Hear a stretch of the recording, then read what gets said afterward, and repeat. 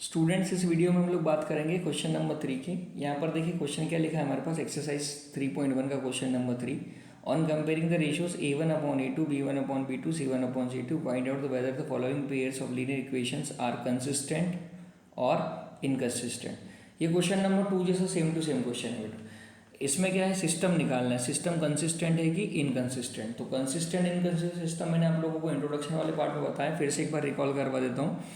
अगर हमारे पास सॉल्यूशन मिलते हैं किसी पेयर में, इन दोनों के पेयर में अगर हमारे पास सॉल्यूशन मिलते हैं यहाँ पर, तो सिस्टम को बोल देंगे कंसिस्टेंट। और सॉल्यूशन कहाँ कहाँ मिलते हैं, एक तो लाइंस कब क्या होती है आपकी, इंटरसेक्टिंग होती है तब, और दूसरा होता है आपका कोइंसिडेंट।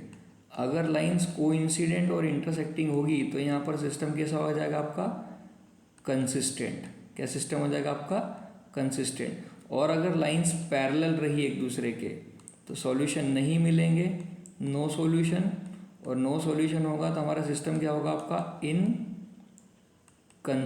सिस्टम हो जाएगा। ठीक है बच्चों, तो हम लोग फर्स्ट पार्ट को चेक करते हैं। ठीक है, ये जो थ्योरी है आपकी किसी काम की नहीं, इसलिए मैं इसको हटा देता हूँ यहाँ से। ठीक है, आप लोग थोड़ा सा समझेंगे। लेट मी क्लीन इट, बहुत जल्दी क्लीन हो जाएगा, ये हो ही गया है। ठीक है, ये क्लीन कर दी हम लोगों ने। ठीक है, अब बात करेंगे हम लोग फर्स्ट पार्ट की। फर्स्ट पार्ट में इक्वेशन जो हमारे पास लिखी है 3x + 2y is equal to 5, और दूसरा है क्या 2x - 3y = 7। जरा बात करते a1 की। a1 होगा हमारे पास 3, b1 होगा 2 और c1 c2 दोनों एक ही साइड है। देखो वापस से RHS में है तो कोई दिक्कत नहीं है। ठीक है, a2 है आपका 2, b2 है -3 और c1 5 है। ठीक है, ये 5 है, और c2 है आपके पास 7। अब जरा बच्चों a1/a2 निकालते हैं। a1/a2 आ गया आपका 3/2, b1/b2 निकालते हैं तो आएगा 2/-3। तो मैं यहीं से देख रहा हूँ कि ये पॉजिटिव है, दूसरा क्या है आपके पास, ये नेगेटिव है। तो मैं ऐसे बोल सकता हूँ कि a1/a2 is not equal to b1/b2। तो ये लाइंस कैसी होगी आपकी, इंटरसेक्टिंग। अगर लाइंस इंटरसेक्टिंग है तो सॉल्यूशन मिलेंगे। कौन सा सॉल्यूशन मिलेगा आपको, यूनिक सॉल्यूशन। और अगर सॉल्यूशन मिला है तो सिस्टम क्या होगा आपका, कंसिस्टेंट। ठीक है, तो पहला जो पार्ट है वो क्या होगा आपका, कंसिस्टेंट सिस्टम हो गया। ठीक है, हम लोग पार्ट सेकंड की बात करेंगे। यहाँ पर पार्ट सेकंड जो हमारे पास है उसमें क्वेश्चन लिखा है हमारे पास 2x - 3y = 8, और दूसरी इक्वेशन हमारे पास लिखी है 4x - 6y = 9। ये कंडीशन है बच्चों। ठीक है, चलिए देखते हैं। a1 होगा हमारा 2, b1 होगा -3 और c1 होगा 8। ये दोनों एक साइड है तो कोई दिक्कत ही नहीं है। a2 हो जाएगा 4, b2 हो जाएगा -6 और c2 हो जाएगा आपके लिए 9। चलिए चेक करते हैं a1/a2 चेक करेंगे तो कितना आएगा 2/4, मतलब कितना हो गया आपका 1/2। b1/b2 चेक करेंगे तो कितना आएगा -3/6। ये कैंसिल आउट हो गया, ये आ गया 1/2। a1/a2 b1/b2 के इक्वल आ रहा है। c1/c2 हमारे पास आ रहा है 8/9। तो यहाँ से कंडीशन मिल रही है a1/a2 is equal to b1/b2 but not equal to c1/c2। तो ये कंडीशन होती है आपकी किसकी, पैरेलल लाइंस की। किसकी कंडीशन होती है आपकी, पैरेलल लाइंस की। और पैरेलल लाइंस में क्या होता है आपका, नो सॉल्यूशन। सॉल्यूशन मिलता नहीं क्योंकि पैरेलल लाइंस कभी एक दूसरे को इंटरसेक्ट करेगी नहीं। ठीक है, तो सिस्टम क्या हो जाएगा आपका, इनकंसिस्टेंट। ठीक है, ये हो जाएगा आपका इनकंसिस्टेंट। ठीक है, थर्ड पार्ट देखेंगे बच्चों। थर्ड पार्ट हमारे पास जो है उसमें लिखा है हमारे पास, थर्ड पार्ट लिख देते हैं यहाँ पर। ये लिखा है आपका 3/2x + 5/3y = 7।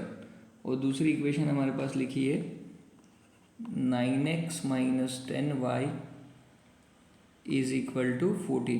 बच्चों ये घबराना नहीं है। ठीक है, अपॉन में लिखा है तो कोई फ़र्क नहीं पड़ता। हम लोग तो हमारे लिए a1 कितना हो जाएगा पूरा 3/2, B1 हो जाएगा हमारे लिए 5/3 और C1 C2 दोनों एक ही साइड है, RHS में है तो कोई दिक्कत नहीं, नेगेटिव पॉजिटिव का टेंशन नहीं है।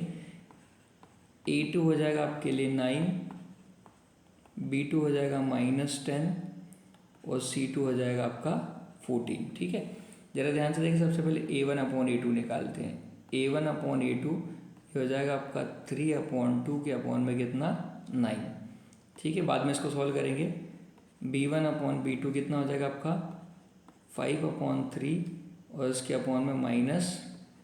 ठीक है बच्चों, इसीलिए मैंने इसको सॉल्व नहीं करा। क्यों नहीं सॉल्व करा, देखो ज़रा, ये वैल्यू कुछ भी हो जाए हमेशा पॉजिटिव रहेगी, ये वैल्यू कुछ भी हो जाए हमेशा क्या रहेगी, नेगेटिव रहेगी। इसलिए मैं यहाँ से डायरेक्टली बोल सकता हूँ कि A1/A2 is not equal to B1/B2। Solve करने की रिक्वायरमेंट ही नहीं, क्योंकि नेगेटिव है, पॉजिटिव है। ठीक है, तो लाइन्स कैसी हो जाएगी आपकी इंटरसेक्टिंग, क्योंकि A1/A2 not equal to B1/B2 intersecting line की कंडीशन होती है। और सिस्टम क्या हो जाएगा आपका कंसिस्टेंट। क्यों कंसिस्टेंट होगा, क्योंकि यहाँ पर क्या मिलने वाला है हमको, यूनिक सॉल्यूशन मिलने वाला है। ठीक है बच्चों, मूव ऑन करते हैं नेक्स्ट पार्ट पे। नेक्स्ट पार्ट हमारे पास है fourth part, that is fourth part की बात करेंगे हम लोग। ये लिखा है आपके पास 5x - 3y = 11 और दूसरा हमारे पास लिखा है -10x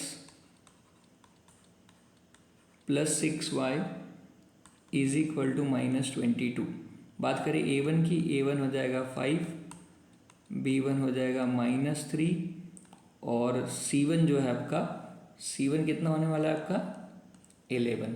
ठीक है, यहाँ से नेक्स्ट देखिए A2 is nothing but equal to -10, B2 होगा आपका 6 और C2 हो जाएगा आपका -22। तो बच्चों A1/A2 की बात करेंगे। A1/A2 कितना आएगा 5/-10, मतलब हो जाएगा 5 1 5 5 2 10, 1/2 आ गया। B1/B2 की अगर बात करें हम लोग तो यह जाएगा -3/6, ये भी कट गया तो -1/2 आ गया। और C1/C2 की अगर बात करें हम लोग तो यह जाएगा 11/-22, तो ये भी आ गया आपका -1/2। ये माइनस ऊपर है नीचे कोई फर्क नहीं पड़ता। ठीक है, तो यहाँ से कंडीशन क्या आ गई, A1/A2 is equal to B1/B2 is equal to C1/C2। अगर ये तीनों इक्वल है तो ये कौन सी लाइन्स होगी, कोइंसिडेंट लाइन्स होगी। कोइंसिडेंट लाइन्स में कितने सॉल्यूशन होते हैं, इनफाइनाइट मेनी, मतलब सिस्टम में सॉल्यूशन मिल रहा है तो कैसा सिस्टम हो गया, कंसिस्टेंट सिस्टम हो गया। ठीक है, इस तरीके से बच्चे हम लोग फोर्थ पार्ट को भी कंप्लीट करते हैं। अब बात करेंगे फिफ्थ पार्ट की। फिफ्थ पार्ट में हमारे पास लिखा है 4/3x + 2y = 8 और दूसरा लिखा है हमारे पास दूसरी इक्वेशन 2x + 3y = 12। A1 की बात करें, A1 आएगा आपका 4/3, B1 हो जाएगा 2, C1 C2 एक ही साइड है तो कोई दिक्कत नहीं, 8, A2 हो गया आपका 2, B2 हो गया 3 और C2 हो गया 12। A1 A2 B1 B2 C1 C2 की वैल्यूज़ है हमारे पास। चलिए सबसे पहले A1/A2 चेक करेंगे। A1/A2 is nothing but 4/3/2। ठीक है, इसको सॉल्व भी कर लेते हैं। ये 3 नीचे आएगा तो ये आ जाएगा आपका इक्वल टू में 4/3 2 जा 6, मतलब कितना हो गया आपका 2/3। काट देते हैं इसको हम लोग। ठीक है, 4/3/2।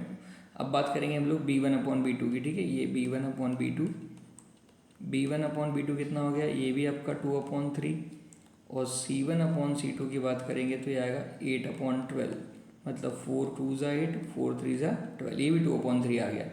तो बच्चों क्या हो गया, A1/A2 is equal to B1/B2 is also equal to C1/C2, मतलब फिर से कैंसिल लाइन से हो गया कि कोइंसिडेंट लाइन्स हो गई। इनफाइनाइट मिनी सॉल्यूशन मिलेंगे। अगर सॉल्यूशन मिल रहे तो सिस्टम क्या होगा आपका, कंसिस्टेंट सिस्टम हो जाएगा। इस तरीके से हम लोगों ने पांचों पार्ट कंप्लीट करे बच्चों। आपको वीडियो समझ में आया हो, आपको सॉल्यूशन का तरीका समझ में आया हो तो प्लीज़ चैनल को लाइक और सब्सक्राइब करें। Thank you everyone.